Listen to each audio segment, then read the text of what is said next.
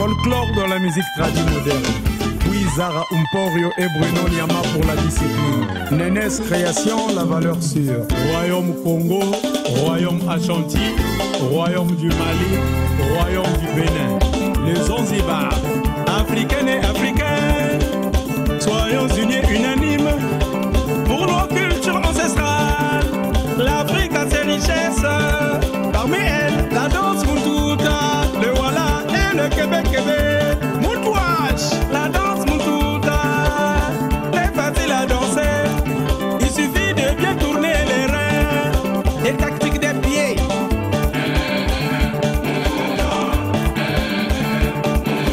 RDC, Gabon, Cameroun, Congo, Brazzaville, Centrafrique, Yobo, Mambo, Yobo, Yobo, Angola, Bénin, Togo, Côte d'Ivoire, Guinée, Conakry, Guinée équatoriale, Yobo, Presley, Bukita, Yobo, Yobo, Jacqueline, Mikolo, Yobo, Royaume du Ghana, Royaume du Songhai, l'Abyssinie, Royaume du Dahomey, Empire Zulu, Royaume Teke, Royaume Luango.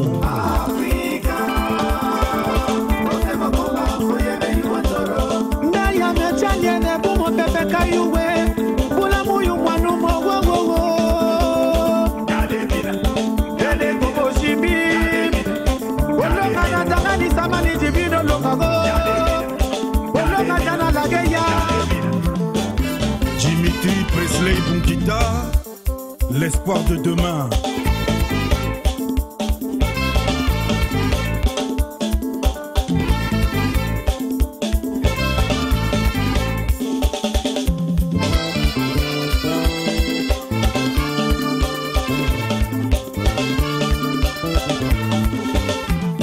Germain Pela Yombo, GPY.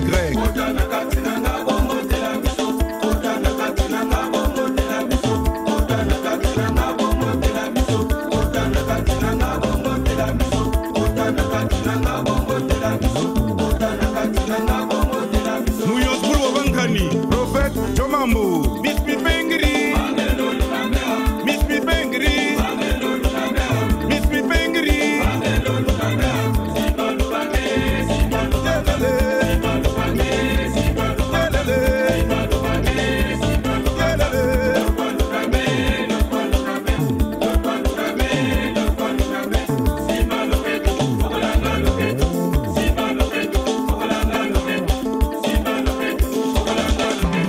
Edmond Soki, Boudoulé auprès de Yémé.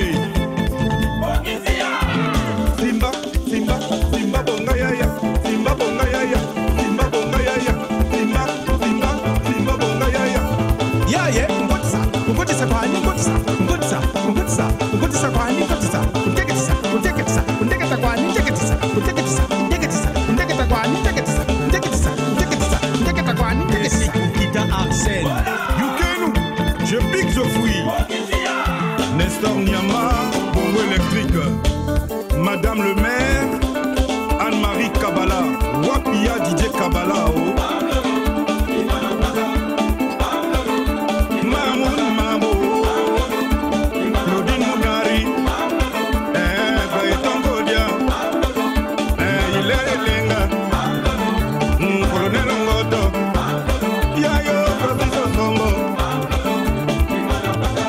Abel Seti Yoyo, Kitou Saka, sous-préfet Nzonyo Mulunda Honoré, Jean-Marie Mansouaka de Sylvina Washington, Fratas Mouteklenganga. La sagesse innée, Mary Martin, Naboul Tari, Guichel Bisset, le bureau de travail. Allez, le prophète Casimir Sao, Salva Bimangé. Alléluia. Alléluia. Alléluia. Mwan Babuta. Excellence Jacqueline Mikolo. Para que esa utu pale le pepe vimaroba. Para que esa utu pale le pepe vimaroba. Ne wanweni muzi ngwatama kiwa bakiri wo. Ne wanweni muzi ngwatama kiwa bakiri wo. Ya Charles Kinzenze. Alléluia. Mwan Babuta.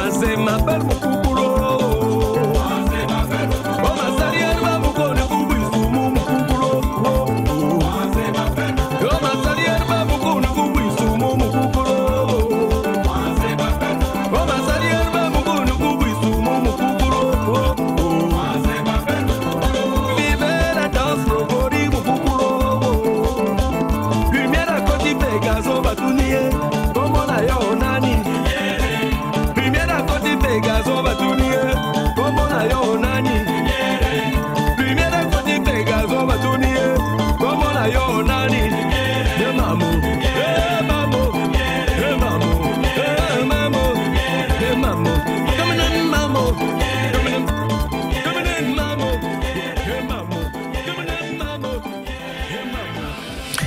Voilà, cette chanson qui retrace la musique du terroir, je la dédie à tous ces amis qui sont nés aujourd'hui à travers le monde, mais je pense plus précisément à Scapin Cristal, l'un des artistes multidisciplinaires, voilà, artiste chorégraphe, acteur, chroniqueur, photographe, journaliste, tout ça. Voilà, Scapin Cristal, joyeux anniversaire à toi mon frère, que Dieu te garde, qui te bénisse et encore plus de progrès dans ton travail, comme j'aime le dire, qui salue toujours. Je pense que c'est un cas d'Emerson Mwanga, heureux anniversaire à toi aussi, Emerson Mwanga, l'humoriste.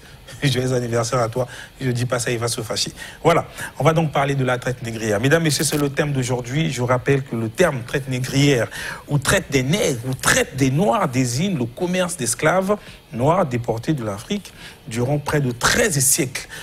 Des phénomènes historiques en raison des dizaines de millions de victimes déportées d'un continent à un autre. On va parler de ce sujet parce que nous sommes dans une journée spéciale, une journée où l'UNESCO nous demande de se souvenir, de se rappeler de cet événement difficile, voilà, pour l'Afrique. Et pour ce faire, je reçois sur ce plateau un panafricaniste bien connu, voilà, Monsieur Alexis Bongo. Bonjour mon grand. Bonjour. Ça va, en forme? Très, très en forme. Monsieur le panafricaniste. Ben oui, chaque fois qu'on parle de l'Afrique, nous répondons présent. Effectivement. Voilà pourquoi votre présence était indispensable pour nous, parce que ce sujet intéresse bel et bien des personnes comme vous. À côté, un ami, un collègue, un confrère, Richter Boukaka, qui il y a longtemps qu'on t'a vu à la télé, il réapparaît sur DRTV. Bonjour, cher ami. Bonjour à toi, Junior Domat, et encore merci pour ton invitation. Ben, le plaisir est partagé. Imagine. Alors, on va parler de la traite négrière. On était à l'école primaire, on nous a enseigné ce cours, et d'une manière ou d'une autre, on peut oublier beaucoup de choses autour de ça. Moi, personnellement, mais je me rappelle bien du commerce triangulaire. Il y a une figure qui me revient toujours en esprit, et voilà, on nous demande de se rappeler de ça à travers cette déclaration de l'UNESCO. Monsieur Alexis Bongo, chaque fois qu'on parle de la traite négrière, personnellement, ça vous rappelle quoi? Oui, comme vous avez su le dire, le commerce triangulaire, ce triste et ignoble commerce triangulaire, il y a à boire et à manger dedans. Donc c'est pour dire aux téléspectateurs que lorsque nous arrivons sur ce plateau, nous aurions dû nous mettre en tenue de combat. On serait vraiment dans notre tenue de la brigade spéciale des défenseurs de l'Afrique, parce que parler de la traite négrière, sans souvenir aujourd'hui, c'est pas quelque chose à prendre à la légère. Donc je voudrais bien que, tout à l'heure, dans les coulisses, ça fait mon collègue... comment on appelle, Romy Kokilas. Voilà, j'aime bien quand nous sommes deux à non, traiter mais du sujet. Il va nous rejoindre tout à l'heure. Et donc, je voudrais dire... C'est juste pour l'entrée de jeu. Par exemple, si l'enfant dit « Papa, mais la traite négrière, j'ai entendu, c'est quoi papa ?» Voilà. Qu'est-ce que papa peut dire de façon simple, que les gens comprennent? Bien. Voilà. Vous aviez dit le commerce triangulaire. Je voudrais dire ici, parce que le temps nous est compté, que aujourd'hui, je viens pour que nous parlions, que je dise à mon fils le contraire, ou encore que je lui donne un autre regard que ce qui lui a toujours été donné à l'école par son professeur ou bien par son enseignant, qui lui-même ignore tout de la chose, sinon n'en perçoit pas la profondeur. C'était 4 siècles d'esclavage, au cours desquels l'Occident, et à l'école on ne précise pas ça, mais on devrait désormais préciser, impérialiste, avait décidé comme ça de prendre possession du continent, sinon du peuple noir, donc de ponctuer le continent, de les saurer de toute sa force, sa jeunesse. Nous avions constitué à cette époque ce qu'on appelle le carburant biologique de l'Occident. Au point où, avec le professeur Théophile Obenga, nous nous rendons compte aujourd'hui, et tous les autres, bien sûr, que c'est nous qui avions en fait construit le monde occidental. Oui, nous les Africains. Mais bien sûr, c'est la sueur et le sang de nos aïeux qui avaient été pris ici, qui sont allés en esclavage, qui ont construit les belles cités. Mais comment? Donc, on voudrait avoir un autre regard, parce qu'au-delà de ce qui est dit à l'école, je me prépare le moment venu à délivrer le mental de l'Africain aujourd'hui, à leur apporter un plus, pour que ce souvenir soit vraiment souvenir. Parce que déjà, d'entrée de jeu, c'est l'UNESCO qui décide. C'est une très bonne chose. Mais l'Union africaine dit quoi? Très bien. Hein? Pourquoi l'Afrique n'a pas décidé de cette journée de souvenir-là? Ok. Donc, et puis, dans ce cinéma-là, que disent les Africains? Est-ce qu'ils sont même nombreux, les officiels africains aujourd'hui, à faire quelque chose? Chaque fois pour faire quelque chose, il faut que ce soit l'UNESCO, il faut que ce soit la France, il faut que ce soit l'Allemagne. Tout ça, c'est une grande n'importe quoi. Aujourd'hui, nous allons remettre le point sur les i, et afin que le souvenir soit vraiment souvenir qui ne servent pas à rien, mais à nous projeter dans un futur certain. Très bien. Mesdames, Messieurs, vous remarquez, on parle de ce sujet aussi important, hein, voilà, la traite négrière. Richter, on était à l'école. On nous parlait de la traite négrière. Aujourd'hui, Richter est devenu père et père. Voilà. Est-ce que pour Richter, c'est important que tes enfants soient au courant de cette histoire qu'a vécu nos aïeux? Pour moi, déjà, que je me dis, c'est très très important que nos enfants puissent se rendre compte d'où est-ce qu'on vient. Parce que déjà, même moi, père que je suis, jeune que je suis, parce que j'ai pas l'âge du doyen, mais aujourd'hui, je me pose toujours la question, est-ce que je fais partie de la famille, d'une famille qui a été peut-être maltraitée ou encore déportée? Peut-être un de tes aïeux était peut-être celui-là même qui soulevait les briques, je ne sais pas dans quel pays. C'est une question que je me pose nuit et jour. Je me dis, comment est-ce qu'ils ont souffert pour devenir ou encore à être exportés jusqu'à là où ils se sont retrouvés aujourd'hui. Parce que le mot d'abord traître, ça provient, c'est un mot latin. C'est un mot qui est tiré de la phrase ou encore du mot trader. Et trader signifie échange. Donc ces blancs-là, quand ils venaient en Afrique, ils venaient pour échanger et récupérer des gens. Donc eux, ils viennent pour nous apporter des petits trucs genre des sucres, le sel, et pour nous ramener. En contrepartie, donner un humain. Donc l'humain était à la limite considéré comme une chose. On n'était rien à cette époque.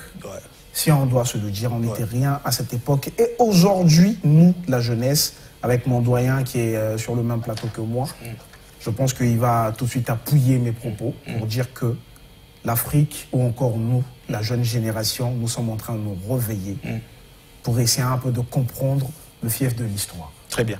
Et c'est important quand même qu'on ait cette histoire pour nous permettre de rebondir. Mesdames, Messieurs, il y a un des numéros au bas de l'écran. Je crois que le temps nous a imparti. Hein. Mais s'il y a possibilité, peut-être que vous nous suivez, que vous avez aussi un avis à donner par rapport à ce thème, puisqu'on parle de la traite négrière. C'est une journée où nous on se souvient de ça. Les images vont défiler sur notre écran. Et pour toujours continuer à séquencer le débat, parce que je sais qu'avec Alexis Bongo, on peut sortir. Je veux toutefois lui ramener sur le sujet. Bien sûr. La question qui me vient maintenant, c'est de savoir, monsieur Alexis Bongo, qu'est-ce que l'Afrique a perdu pendant la traite négrière?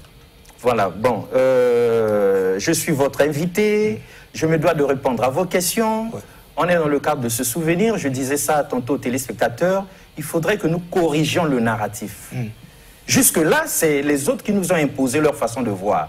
Et je suis sûr que même l'UNESCO a dû trouver un thème pour cette journée, pour la célébration de cette journée. Or, la liberté même, notre propre respect, impose à ce que ce soit nous qui trouvions le thème qui va avec la journée. Que ce soit nous qui trouvions les questions à poser. Sinon, c'est à nous de dire la chose. C'est à nous de dire. Par exemple, mon frère vient de dire ici que la traite, ils ont pris ça parce qu'il y a eu un échange, un certain échange. Ils amenaient du sel, du sucre, et toutes ces choses-là. Et puis finalement, ça a permis à ce que ils attrapent en contrepartie tout ce beau monde-là, toute notre jeunesse d'antan. Mais cette façon de voir qui nous a été enseignée à l'école voudrait tout simplement dire que jusqu'au 15e siècle, où ils sont venus mettre les grappins sur nous, nous ne connaissions pas le sel. Nous ne connaissions pas le sucre. Vous voyez? Donc l'Afrique a vécu dans un monde insipide, sans goût jusqu'à la rue. C'est quoi cette méchanceté-là?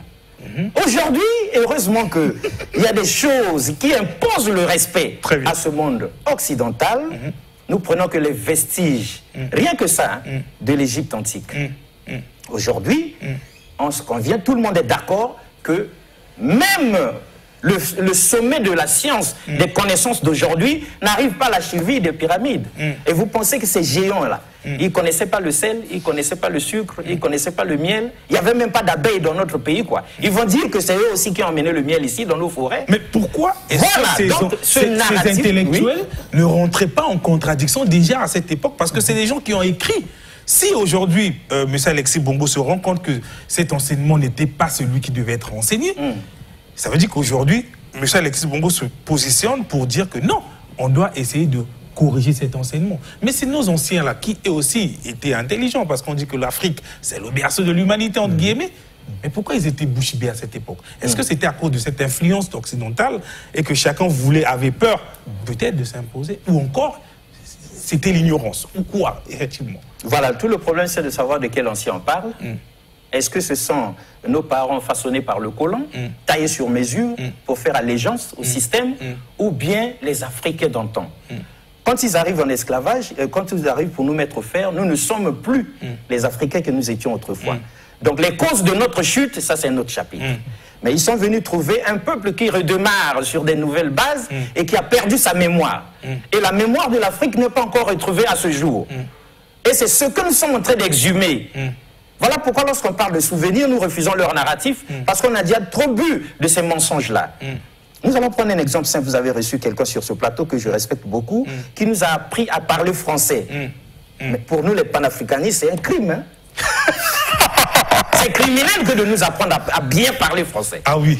Et puis si on commet des erreurs, ça fait quoi? Vous savez qu'aujourd'hui, le Congolais, les intellectuels congolais, ils peuvent tout accepter, sauf que quelqu'un n'arrive pas à accorder le verbe avec le participe passé employé avec l'auxiliaire, être avant, placé avant ou après. Mais on va faire quoi avec ça?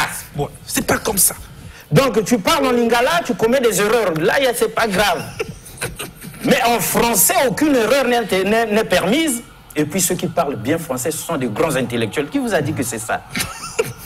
C'est ça que nous devons lever. Mais il n'est pas interdit que nous apprenions à bien parler français. Mais nous ne sommes pas déçus. Hein? Non, nous ne sommes pas des nuls, on doit savoir.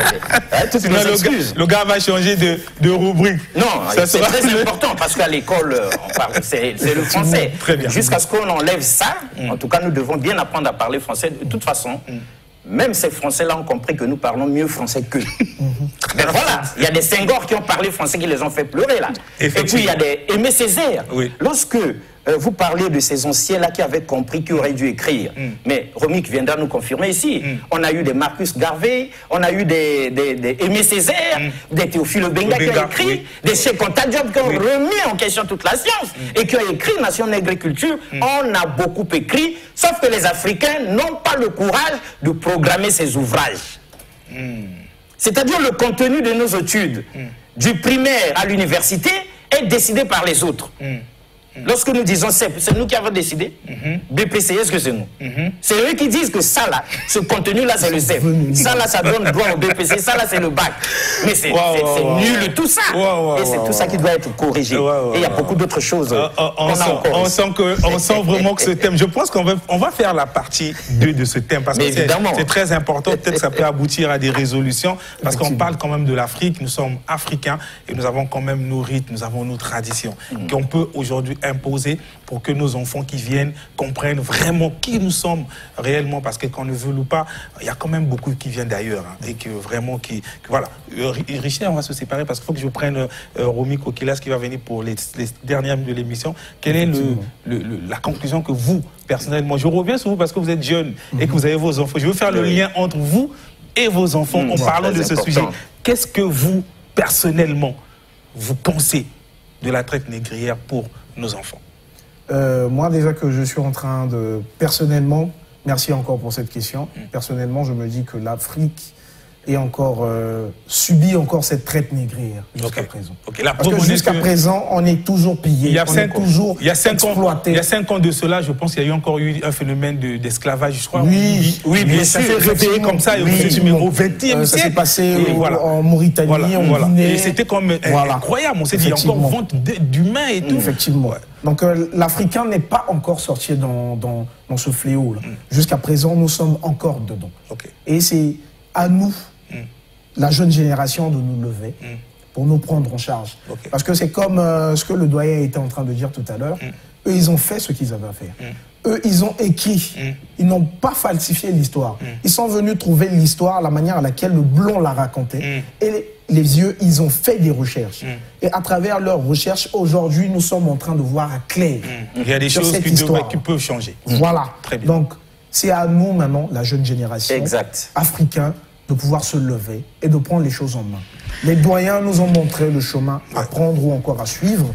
Et c'est à nous de continuer avec ce chemin. Merci. On va s'habituer avec Richter. Il sera certainement avec nous tous les mercredis maintenant parce que je rappelle, c'est un ami chroniqueur. On va s'habituer avec lui dans la matière excellencière. Merci Richter. On va prendre encore un extrait de la chanson tout à l'heure. On a choisi ce clip parce qu'il est bien, il est spécial. Ça remonte un peu à la tradition et c'est bien. Ça montre quand même nos valeurs. On prend ça en 2 minutes, le temps de prendre Romy Kokilas pour le dernier verre de l'émission. C'est parti.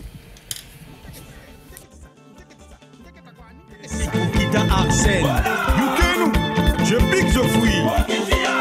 Nestor Niama, bongo électrique. Madame le maire, Anne-Marie Kabala. Wapia Didier Kabala. Mamoun Mamo. Claudine Mougari. Baïton Kodia. Il est Lenga. Colonel Ngoto. Yayo, professeur Sombo.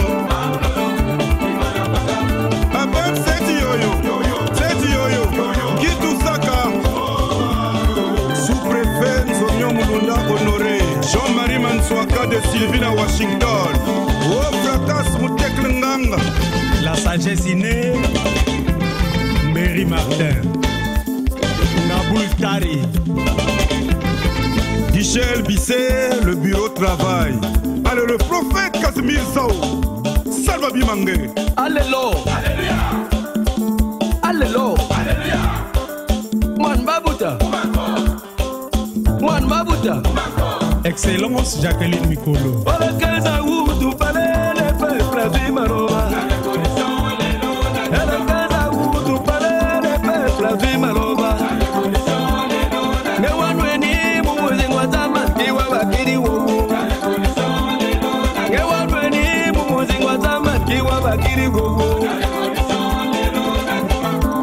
Charles Kinzenze. Alléluia. Mwan Babuta. Alléluia. Mwan Babuta. Pépère Dominique Mbéry, le vrai fils à son père.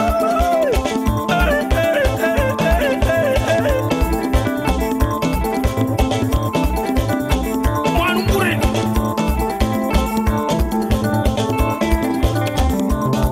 Moi c'est ma belle.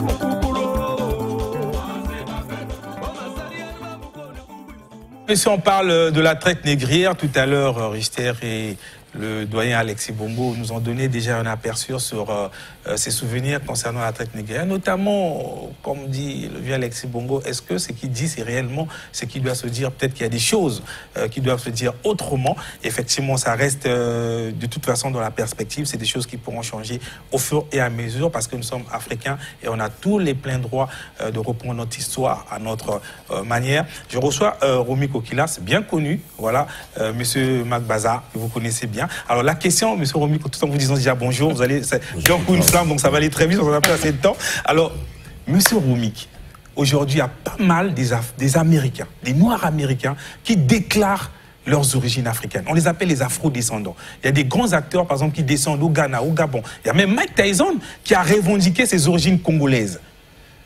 Quel est le lien qu'il y a entre la traite négrière et ces Noirs américains qui, aujourd'hui, veulent reprendre leurs racines? Qu'est-ce que ça vous dit? Alors, merci. D'abord, il faut commencer par saluer tous les Blacks partout ils sont dans le monde. Et la célébration de cette journée, franchement, merci d'abord d'organiser ce plateau. Bon, il fallait bien la célébrer.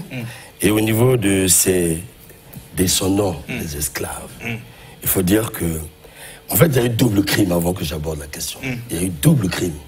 Un, on déporte les Noirs sans leur volonté. Deuxièmement, ces Noirs se multiplient et donnent naissance à des générations, je dis bien des générations, 400 ans après, et ajouter nos siècles, on donne naissance à des générations qui ne savent pas qui sont-ils. Est-ce que vous voyez? Ils ne savent pas qui sont-ils, d'où ils viennent. Et la famille commence par maman, point barre. Le village, c'est la ville du Blanc. Donc, né à Londres, c'est son village. Né à New York, c'est son village. Voilà, c'est son village. Et il vit l'injustice, comme il dit, il vit l'injustice parce qu'il est black. Et le Blanc lui apprend. Je vais donner l'exemple des Français, parce que c'est eux qui nous ont colonisés. Et lorsqu'on parle traite, il faut qu'on soit clair. Dans les pays francophones, c'est les Français qui ont vendu l'homme noir. Donc, ils nous ont désacralisés, ils nous ont déshumanisés. Oh, ils parlent des droits de l'homme en même temps. Est-ce que vous voyez? Ouais. Donc, pour ces derniers, le vrai problème chez eux, c'est de savoir d'où viennent-ils. Mais pourquoi ils se posent cette question?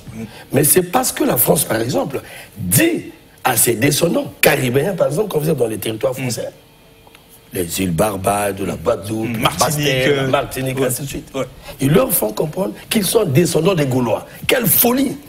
Comment? Ça s'apprend à l'école là-bas. C'est ce qu'on appelle l'idéologie coloniale. Nos ancêtres les Gaulois. Un enfant est au CPE, il est black, on lui dit, tu descends des Gaulois. Et quand il arrive à la maison, il se dit, merde, j'ai jamais vu un Gaulois noir. Mais je vous dis ce qui est enseigné là-bas. Et la traite négrière. Mais l'humour est pas. Ça, c'est de l'humour. Non. Ça, c'est des sketchs. C'est des choses que nous minimisons, que nous ne savons pas. C'est ce qu'on enseigne, je vous dis, en France. En France, on n'enseigne jamais la traite négrière, c'est interdit. Ils enseignent la Shoah. La Shoah, la Deuxième Guerre mondiale a duré combien de temps? On peut calculer. Mais tu vois que c'est un devoir de mémoire. Et quand arrive cette date, tous les Juifs se mobilisent dans le monde. Et même ceux-là, vous ne croyez pas être des Juifs, qui sont en Afrique, ils organisent des cérémonies. En Éthiopie, on organise. Bientôt au Rwanda, peut-être on va organiser parce qu'il y a ce sang-là toujours. Voyez-vous? Mais pour ces quelques 2 ans, 3 ans, 4 ans de la Shoah, on se rappelle, on visite les lieux. Mais nous, 400 ans de vente de l'homme noir. On achète, on emmène d'une manière atroce. On peut voir quelques images qui doivent... Vous voyez ce que vous voyez dans la Méditerranée? Ça rappelle beaucoup de choses. La traversée des... En fait, ce que ces jeunes-là font, ils suivent le même tracé. Vous voyez que bien que le monde est développé, ils subissent, à plus forte raison, à l'époque des voiliers. Quand vous êtes malade, on vous jette. Mais ils arrivent dans des mondes, dans des terres où ils ne connaissent personne. Au lieu qu'on les fasse se reposer, on les envoie faire travailler le martyr. Le film de Kouta Kouté nous rappelle. Malheureusement, à notre grande tristesse, l'UNESCO organise la célébration d'une telle journée. Foutaise, je vous dis. Il faut parler comme Théophile Obiang maintenant. Mais quand c'est la Shoah, l'UNESCO ne le fait pas de la sorte. Mais il faut une réparation, mon vieux. Est-ce que c'est important aujourd'hui, M. Alexis Bongo, ça va se compléter parce qu'on est pratiquement dans les dernières minutes. Est-ce que c'est important aujourd'hui, en parlant de réparation, qu'aujourd'hui l'Afrique revendique cette traite? Junior, on est à l'atterrissage, vous nous avez promis un deuxième plateau. Oui. Voilà, nous viendrons pour dire ça. Donc, au moins pour conclure, parce que j'en profite pour conclure pour aujourd'hui, on ne parlerait de souvenirs que si c'était déjà fini cette traite-là. Or, il y avait des fers au poing et au poignet, au cou, mais aujourd'hui, ces fers sont mentaux. Au niveau de la tête. Au niveau du mental. Et économique. Voilà. Donc, psychologiquement, nous sommes encore traités, la traite négrière psychologique ou mentale continue. Nous devons briser c'est la plus dangereuse. C'est la plus dangereuse. Parce que si mentalement on est bloqué, voilà. mais c'est que... voilà pourquoi je disais que le narratif est important, que nous-mêmes, nous le puissions le définir. Mais attendez, les chemins de développement, ce sont les chemins du bourreau, les systèmes de régime politique. Il faut prendre le système du bourreau, le système de santé, le système éducatif. Nos cadres, nos officiers, tous nos dirigeants sont formés par le bourreau. Vous voyez ce qui se passe dans le Sahel, dans le Niger, un peu partout, mais le Mali. Voilà, il faut dire ça aux enfants. Et aux Français eux-mêmes. Ce sont les conséquences de cette politique qu'ils ont appliquée depuis des siècles, qui aujourd'hui est mise à la table de la réflexion par une jeune génération émancipée. Très bien, on me fait signe à la fin de l'émission. Mesdames, Messieurs, je pense qu'on aura une partie 2 de cette émission. C'est très important que nous puissions faire marche arrière dans l'histoire pour bien affronter le futur. Et je tiens à remercier les grands, les doyens, parce que s'ils sont venus sur ce plateau, parce qu'ils sont bien outillés, ils ont la tête dans l'histoire et c'est aussi leur combat. Et je pense que c'est un combat qui est noble, parce que nous sommes africains, on a le droit de revendiquer ce qui nous revient. Si hier, nos grands-pères ont été vendus comme des esclaves, mais ils sont allés développer d'autres continents. Pourquoi pas aujourd'hui que nous aussi, nous ramenons d'autres qui viendront d'ailleurs pour venir nous développer? C'est un sujet à réflexion. Partie 2, certainement le mercredi prochain, s'ils sont disponibles. Merci à Richter qui était là avec nous. Merci doyen Romik. Merci doyen Alexis Vongo. Merci à M. Lumpoutou qui a été un peu chatouillé aujourd'hui. Peut-être que le mercredi prochain, il va changer de rubrique. Il va venir de la rubrique Congo. On va apprendre à parler Congo ici, là. Merci à l'équipe technique, Patoulou Vezo, Cédric Morapenda, Evra Mungondo. J'ai vu Jonas Aoué. Demain, vous retrouvez Bête d'Afrique et son équipe. Vendredi, Daniel Makaye et son équipe. Moi, si possible, on se retrouve samedi. Mais sinon, on se retrouve le mercredi prochain. Entre-temps, comme j'aime toujours dire, les amis,